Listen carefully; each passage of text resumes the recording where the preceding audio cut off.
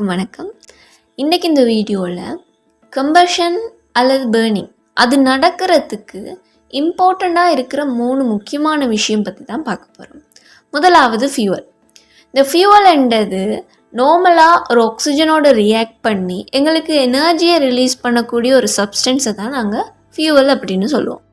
இப்போது உதாரணமாக சொல்ல போனால் நாங்கள் டே டு டே லைஃப்பில் யூஸ் பண்ணுற பெட்ரோல் அல்லது வீட்டுக்கு சமைக்கிறதுக்கு யூஸ் பண்ணுற ஒரு விறகு அல்லது எல்பி கேஸ், அதாவது காமனாக சொல்ல போனால் ஒரு ஹைட்ரோ கார்பன்ஸ் ஃபியூவலாக இருக்கும். ரெண்டாவது இம்பார்ட்டண்டான விஷயம் ஆக்சிஜன் அல்லது ஒரு ஆக்சைடர் எங்களுக்கு இருந்தால் தகனம் நடக்கும்.